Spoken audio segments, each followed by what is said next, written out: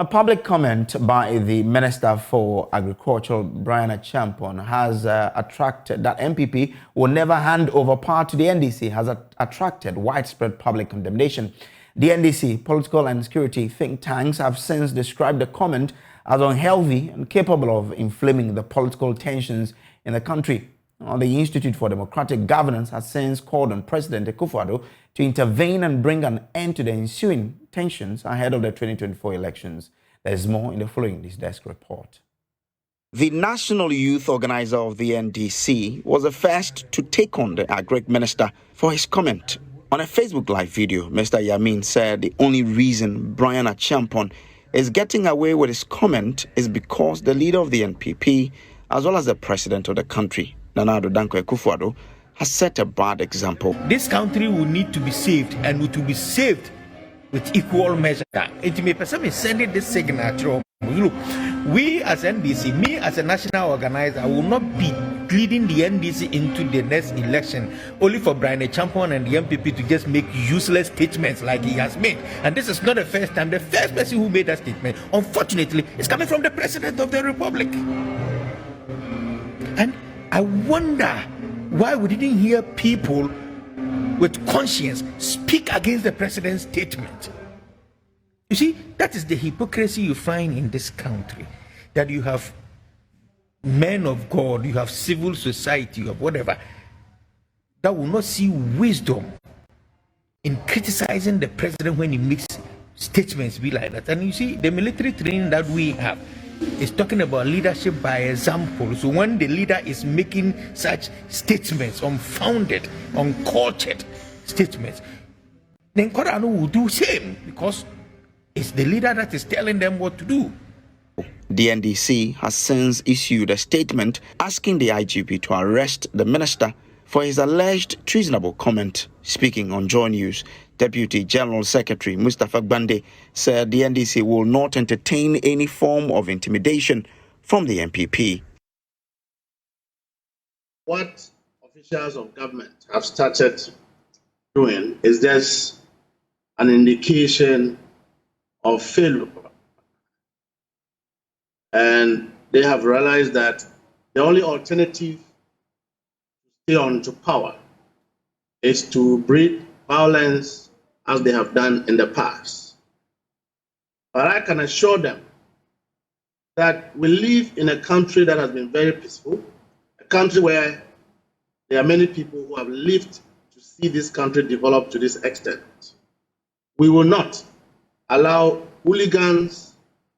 Featuring on the probe Sunday, April 9, with Emefa Apau, MP for Ebuakwa South, Samuel Atachia, said his colleagues' comment have been taken out of context. He wants the public to ignore. It's been taken out of context. I was on the stage, actually. There was nothing fiery about it. It was just in context that like you having a good fight, I'll beat you to pulp. If you said that, doesn't mean that you're going to use violence or anything like that. It's a political language. So I was a bit surprised that people are giving it some violence undertones and all that. He never, exhibited anything which was of violence in character. So I was surprised. He was surprised. But I was there listening to what he said. We will not let you come to power. What does it mean? That they'll never hand over to power. Of course. That means we'll break the 8. But founding member of the NPP, Dr. Yahon Tamaklo, will not consider the comment lightly. According to him, he cannot sit down unconcerned in the face of such, quote, destructive political statement by some recalcitrant element in the political class. Without doubt, the statement by Brian Achampon can lead this nation into destruction beyond the extent the Akufo-Addo government has caused, unquote. He noted in a statement he issued.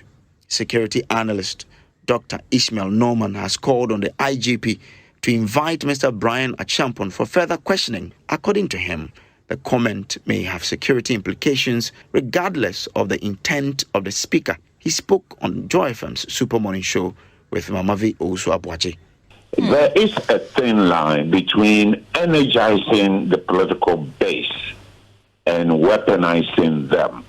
If this kind of talk continues, then Mr. Achampon himself will be considered to be an unelected ethical political leader, because political leader would adhere to the rule of law and comply with what they say. So both of them cannot afford to alienate us, the population or the voters. So for the meantime, I think it's just posturing. However, the security agencies must be super alert. Featuring on the same show, Executive Director of the Institute for Democratic Governance, Dr. Emmanuel Akwete, called on the President to intervene. I think the person to speak is the President on this matter, and his ability to dismiss it as not his policy is extremely important, because he took action against Brian Achampong.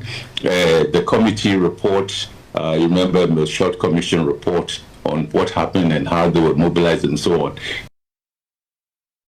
To other stories now, and the spokesperson for the Paramount Chief of Pasenkpe, Sugri Dabu, is blaming the continued attacks by armed robbers in the community on the failure of the police to prosecute suspects when they are arrested. Now, according to him, the youth in his area have therefore decided to end their collaboration with the police in the fight against armed robbery and other crimes. Sugri Dabu spoke at a workshop on promoting peaceful coexistence through trust building in the West Mamprusi municipality. What the youth are telling us is that they will no longer collaborate with or help the police to arrest any armed robber, because the police are putting their lives at risk by refusing or failing to prosecute the suspect they help to arrest. We have a regulation in our community that prevents robbery suspects from being brutalized or even killed. Yet, when we hand them over to the police to face the law, the police let them go, and most of them end up committing the same crimes or targeting those who help in their arrest. The chief linguist was expressing his frustration with the rising spate of robbery attacks on the Wulugu-Pasenkpe road and indeed the whole of the West Mamprusi municipality, despite the relentless effort by his community, including the formation of vigilante groups to help the police combat the menace. According to him, the criminals are emboldened to carry out their robbery operations following the failure of the police to prosecute them when arrested. He said the police attitude threatened law and order which they are supposed to ensure and maintain in the municipality, and thus call for the intervention of the IGP.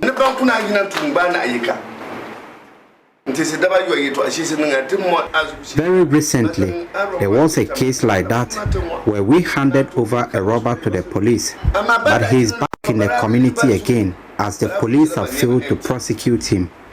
If the police in the municipality continues to behave in this manner, they will end up destroying Mamprugu, and for that matter, Ghana as a whole.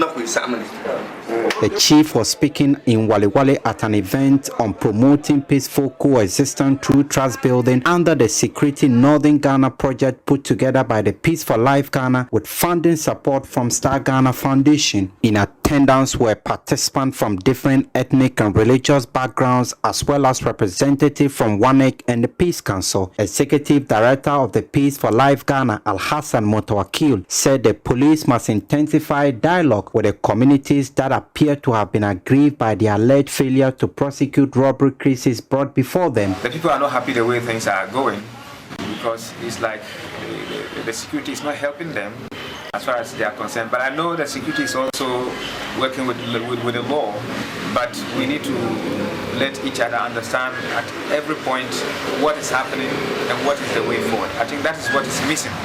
And so we'll get in touch with the security, we'll sit down with them and we'll see the way forward. He also appealed for all the community structures and stakeholders to support for the successful implementation of the project. We need the support of government, we need the support of the all stakeholders, the traditional authorities, the youth, the community structures. We need their support to be able to make this project a success. And I would also want to thank Star Ghana Foundation and the Foreign Commonwealth and Development Office for being behind this this project. Meanwhile, this is not the first time a traditional leader in the Westman Presi municipality has accused the police of failing to protect lives and properties. In 2021, the paramount chief of Seoul traditional area, Nantog Masedu, accused the police of colluding with criminals and vowed to order for criminals to be lynched when arrested. If we arrest, we'll give them, they leave them. Next time when we get them, we'll kill them. We'll not give them to police again because we'll kill them because they are aliens and we are in Ghanaians. And alien will come to my country and he will be strong because of police.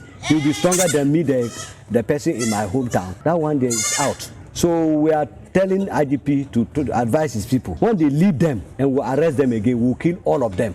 From Wale Wale, Elias Sutanko for Joy News. Pregnant women in West Mamprusi municipality of the Northeast region are forced to walk more than 15 kilometers from their community to other places in search of antenatal and delivery services elsewhere due to the absence of a health post in their community. Even though there has been a community health post in Kurugu since 2005, it has been abandoned because of lack of equipment to operationalize it. Pregnant women in the area in labor particularly are bearing the brunt as they are having to travel 17 kilometers on a bad road via tricycles to Wulugu for medical attention. Residents are appealing for help. Our correspondent Elias Otanko has more.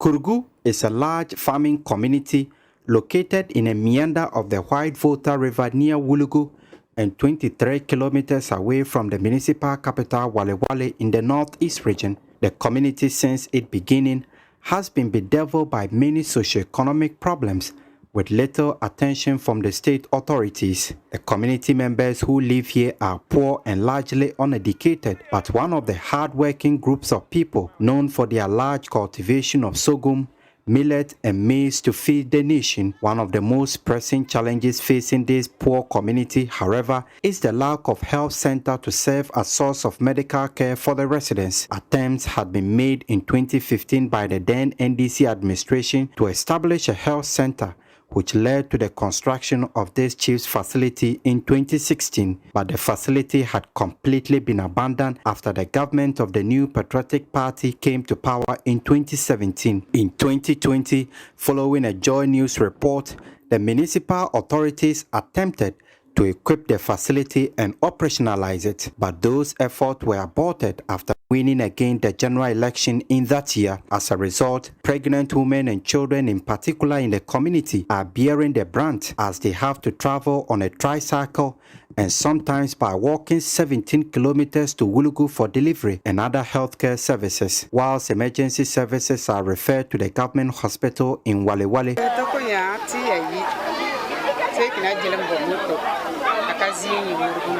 Because the health post here isn't functioning, you have to go around to beg for a motorbike anytime you are going for antenatal care. Most often, we walk to Wulugu when we don't get a motorbike. On your way, sometimes you get help by motorists.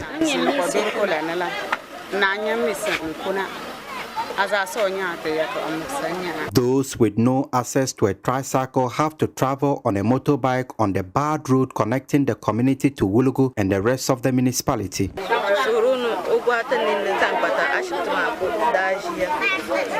We are appealing to the government to equip the facility in this community to end or reduce our plight on the road.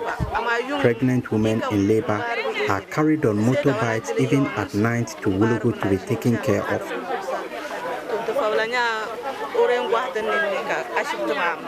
This 32-year-old woman, Abu Hanifa, says due to the lack of a healthcare facility in the community, she was forced 3 years ago to deliver her baby on the road while on her way to the hospital in Wale Wale for delivery. She's carrying another pregnancy, which is 7 months old now. She says she's afraid of the plight she would have to go through to deliver.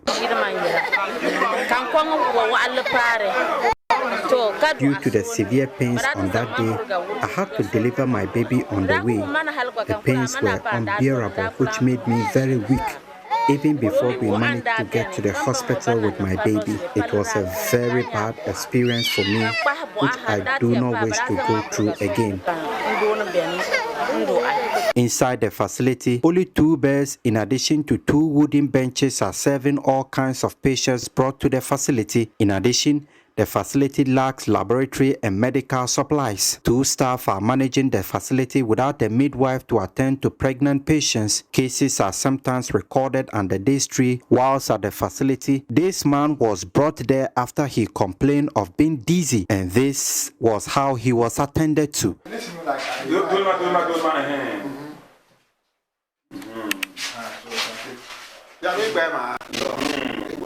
In response, the municipal chief executive for the area, Aremia Osomolaki Basintali, said efforts were in place to address the challenges in the community. He, however, called for support from NGOs and donor organizations. The best are not enough. What we provided as an assembly on specific to Chiefs Compound is there, but where they are as a remote community, we need to get more beds so that at least they can detain more of the people here. Government alone cannot do the work. We need more support to come.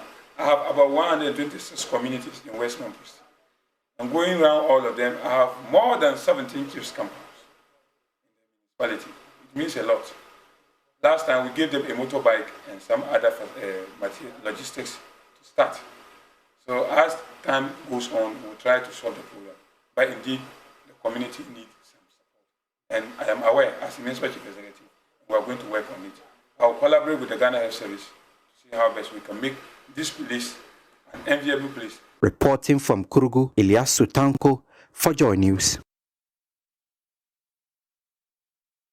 Now, still on healthcare, the healthcare delivery at the Chapiase Health Center in the Ashanti region is expected to improve following the construction of a male ward. Now, over the years, male and females have shared the same ward, a situation health officials say has compromised delivery. Now, with the support of the Church of Pentecost Men's Fellowship in the Obuasi municipality, a 15-bed ward has been constructed at a cost of over 166,000 cedis. Nana Ojima has more in the following report. The health center serves the people within Chiapiase community and its environs. Both male and female patients on admission are forced to share a ward, breaching privacy. District Health Director for Amansia Central, Amprechum Opon Ahmed, explains the impact on healthcare delivery. Initially, people were competing, our clients were competing, both male and female were in the same room, especially when it comes to treatment and privacy of patients. So males have their separate ward and then the females will also have their ward. Under the Church of Pentecost Community Transformation Agenda, a 15-bed capacity male ward has been constructed at the health center. The men's ministry of the church led the construction of the facility. Area head for the church, Apostle William Boache Jakon, explains the intervention. We have community transformation in that vision. It means that first of all, we have to give Jesus to the community, wherever we find ourselves, because it is Jesus who will bring transformation. So first of all, we give Jesus to the people. And after they have accepted Jesus, we know that their lives will be transformed. And they also need things. Everybody needs something. And we also try as much as possible to help the community of their needs. If they are in need of water and hospital and school, we try to also help. We cannot do everything, so we do what we can to help the community. Bekwai Jonswahine Ohineba Kojo Ntoso III commended the Church of Pentecost for their role in provision of social amenities. Now, do you know that a person who intends to donate blood must eat a healthy meal before donation? Do you also know, or have you asked yourself, what is expected of a Muslim donor who volunteers to donate blood during the fasting hours within the holy month of Ramadan? Well, in the following report, my colleague Anas Sabet, as part of our Ramadan series, is engaging some health expert and Islamic scholar to give answers to the above questions. Donating blood is considered a life-saving exercise, a good deed that is highly recommended for all Muslims around the world. Well, whilst this exercise is highly recommended for Muslims around the world, there are certain key steps that need to be adhered to before one donates. And to the fasting person, what should one do if he or she wants to donate blood. This morning, we paid a visit to the blood bank of the Techiman Holy Family Hospital to throw more light on this in order to answer this question whether it is advisable for a fasting person to donate blood during the fasting periods. Garba Marwan Abdurraouf is in charge of the blood bank of the Holy Family Hospital. Here, before you can donate blood, we have a clinical record for you, a questionnaire. After going through the screening process, we ask you to go and eat before you come and donate. You need energy in order to donate blood. And those, we are in the month of Ramadan. If you are fasting, you don't need to donate blood because you don't have enough energy to donate blood. So if you are fasting, medically, you are not supposed to donate blood. The immediate impact on the body as a result of donating a pint of blood is a loss of red blood cells. And in the short term, a minority of donors may experience light headaches, fatigue, or nausea due to the iron or water loss. And in the case of a fasting person, he or she may lose consciousness soon after the exercise. You see, the process of donating blood is like you are losing something. At least you are donating 450 ml of blood. You understand? You are losing something. So you need to eat well before you can donate. If not, after donating that blood, you feel dizzy. Even some will even collapse after donating the blood. There are instances whereby people will come. Have you eaten? They say, yes, I've eaten. Meanwhile, the person has not eaten.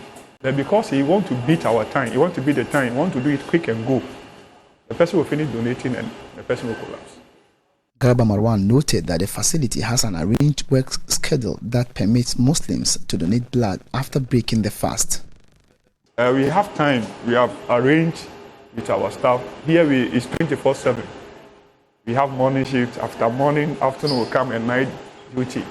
So what we normally do is this period we have organized ourselves very well. When it's 7 o'clock, our Muslim brothers who are coming in for to donate blood, we are ready for them. After they are breaking their fast, they will come and they donate the blood to their clients. Even though there's been a series of educative sessions over the years to get Muslim donors accept the fact that one cannot donate blood on empty stomach, there still exist some defiant ones who will oppose to this basic requirement. Gerber is appealing to people who are donating to friends and family to possibly break their fast during extreme situations to save lives and pay later after the month. We are educating our youth. They should know the importance of fasting and donating blood. You understand? Ramadan, let me say, fasting is something very important to we the Muslims. It's the same thing to us when you are donating your blood to save somebody's life. It's equally important. And I think when you break the fast and help that person, I think after the Ramadan you can still replace the fasting. But if the person, within some few minutes, if blood is not sent, the person will lose his life. How will you get the person back? From the blood bank of the Techiman Holy Family Hospital, we tried seeking for the religious perspective on this development. Malam Mansour Anas is an Islamic scholar here at the Techiman Al-Sunnah Central Mosque. When it comes to blood donation regarding a person who is fasting, the ruling on it is not permissible because upon donating blood, it reduces the strength of a person to fast for about 13 or 14 hours. So it's not permissible for you to donate blood as you are in a state of fasting. At this minute, we know a fasting person is not permitted to donate blood during the fasting hours. But what does one do when he or she has to donate in order to save a life? When it becomes necessary to save a life, what ulama, the scholars, said is, this is that you have to break the fast and then donate the blood so that you can save a life. So later, after the month of Ramadan, you pay back that day. This is the ruling. But is there a Quranic verse to back this claim? Allah, the Almighty, said in the Quran that وَمَنْ أَحْيَاهَا فَكَأَنَّمَا أَحْيَا النَّاسَ جَمِيعًا. That if you help to sustain your life, it's like you are helping the entire mankind to live. So there's nothing wrong with that. Well, at this juncture, you should know that it is highly not advisable for a fasting person to donate blood during the fasting hours. This is because the person may lose consciousness and in a worst-case scenario, lose his or her life if the person fails to adhere strictly to the instruction that one need not to donate blood on empty stomach. From the Black Bank of the Teachman Holy Family Hospital, and for joining us, my name is Anas Sarit, reporting. Let's take you back to the northern region, where parents in the Sheikh Beni and Kanokra communities are appealing to authorities to support with educational materials to start a school in the area for the children there. Now, children in these two communities are only able to go to school for 6 months in a year. The two communities are often cut off during the rainy season, and this automatically brings the children's education to an end for the year. They also have to trek for over 15 kilometers to Lingbunga if they want to access quality education. Joining us is Northern Regional Correspondent Martina Bogri has more in the following report. Sometimes, if it happens like that and they drop me at school, if we close, I have to walk from school to the house. If we close, and I want to walk to the house, maybe I'll get home somewhere 3 to 4.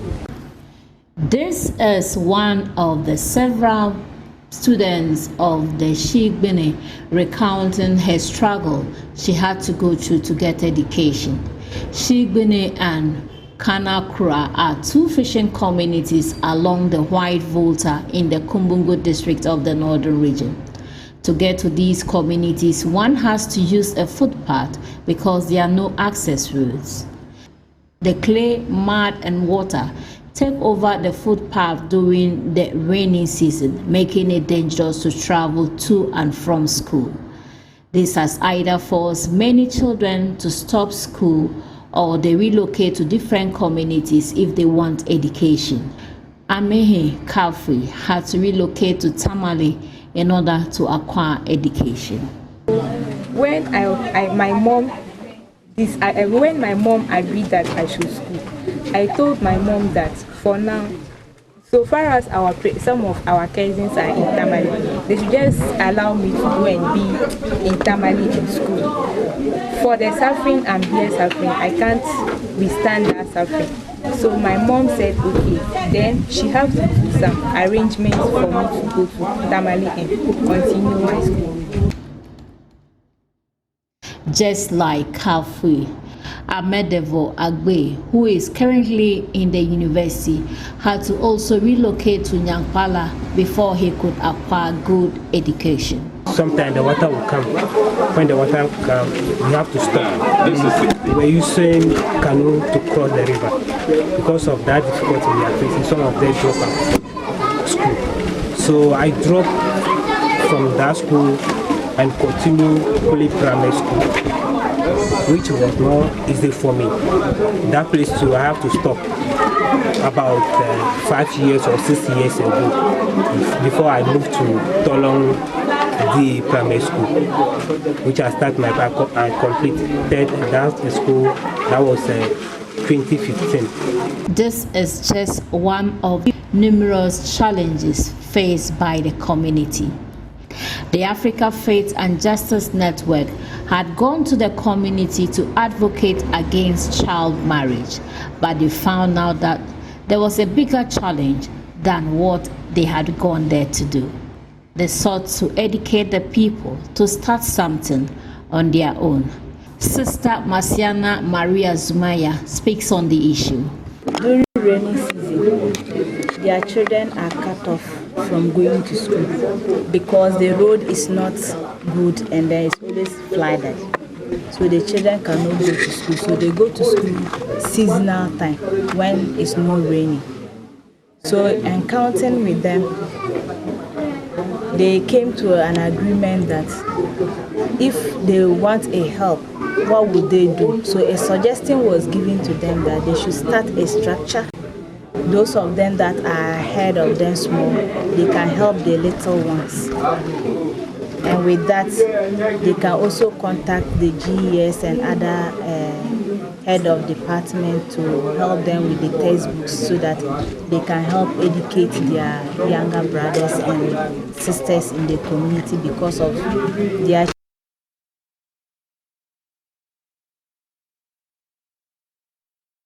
Yes, so watching Join News today. We'll take a break. We'll be back with business. Stay with us.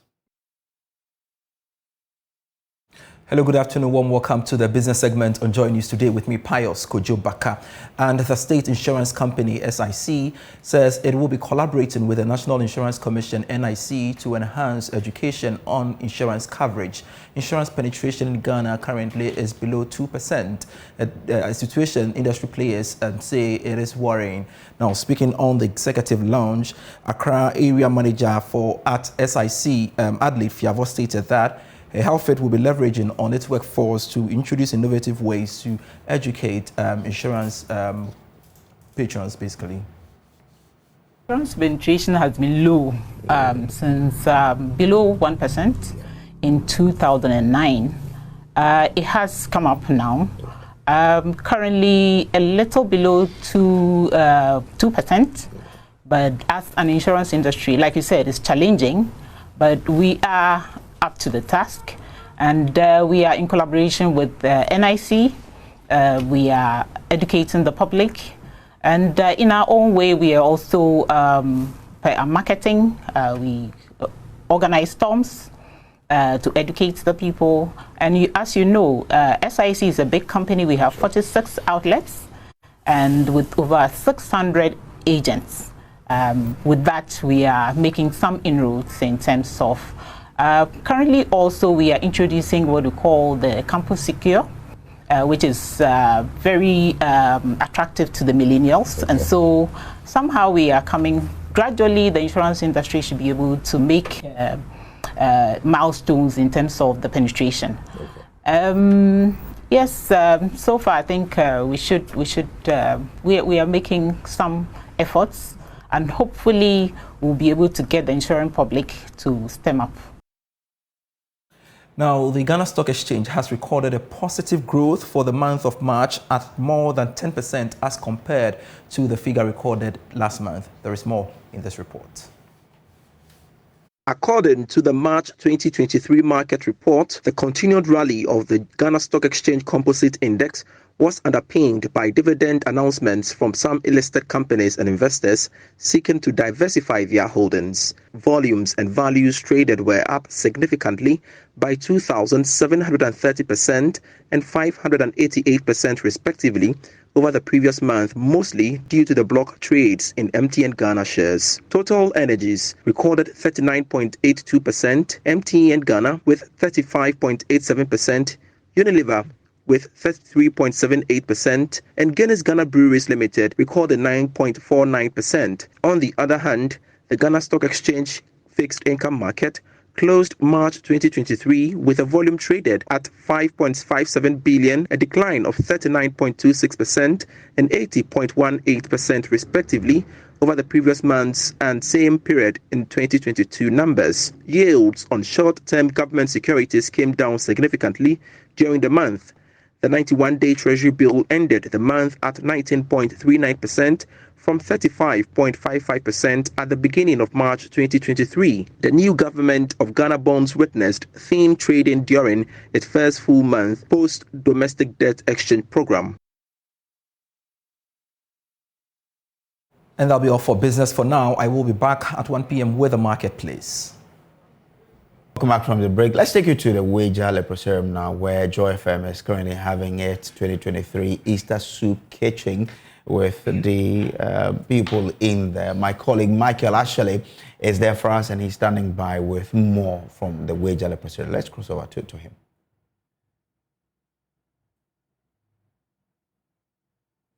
But Papani, so what more can you tell us? What's happening there now?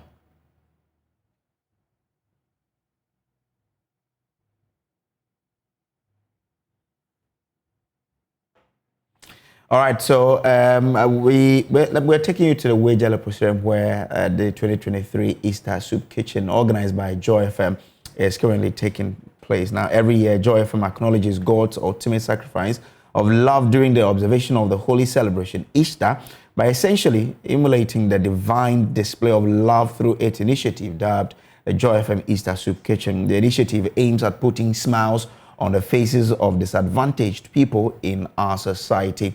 Now, in replicating the success of last year's Joy FM Easter Soup Kitchen, the team is spending quality time with residents of Weija Leprosarium. Now, during the period, there are a lot of things are happening now, and my colleague Michael Ashley is joining us now with the latest on this particular event from the Weija Leprosarium. Michael, what can you tell us is happening there now? Joy FM Easter Soup Kitchen. We are coming here this year, the Weija Leprosarium, and have that opportunity to dine with them here. It's been operating since the 1950s, and you know that they've been partnered with quite a number of challenges as well. Mainly the perception of people and how they've always classified those people as no good in society. But what is the idea? Why is Joy FM here really? Well, I have Adam Knighty. She is the head of Joy FM.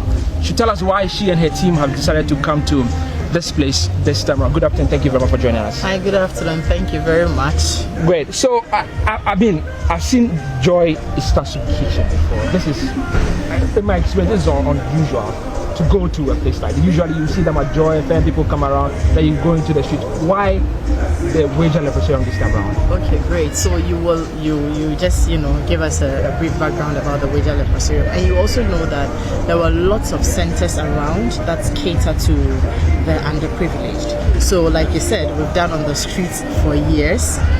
We've gone to the prisons before. Last year we did another one, we fed people within our environs, Malamata Market, New Town, Kokoblimle, and all those areas. And this year we just thought that why not, go to one of those centers again and have this intimate moment with them, share meals with them, share drinks with them, spend time with them, give them medical care, and pray with them, and just, if you like, commune with them and leave that memory with them so they don't also feel like, okay, we're always left out. And when we contacted the Weija Leprosarium, they were very excited that we were coming to spend this time with them. So for us, it's a different kind of Easter Soup Kitchen, but it's also very sovereign and it's a very solemn one, and we're happy that we made this decision this year. Okay, so the challenge for some of these areas is that people come and then leave them just as they are. Really, you come and eat, give them a day's worth of food, and that's the end. I mean, in the month whilst you are doing Easter, Jesus has resurrected. What are you going to be resurrecting about the Weija Leprosarium? Well, the concept of Easter Soup Kitchen, if you know it, is you select that day, either the Easter Sunday or the holiday, and then it's also a CSR to the less privileged. So we select that day, we come here, and then we have that sort of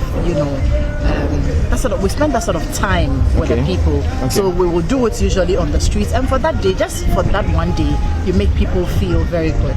But what's also quite instructive about this is that they shared a list with us on some of the things that they will need to use daily, and so we're putting all of those together. We will come back to visit and then give those items to them as well. But the concept of Easter Soup Kitchen really is to serve hot meals on that particular day, spend time with the less privileged, have very good time with them, and that's what the concept of Easter Soup Kitchen is. Great. So for those who are watching and probably want to either join you or support the good cause that you are going to, how can you do that? Is it too late?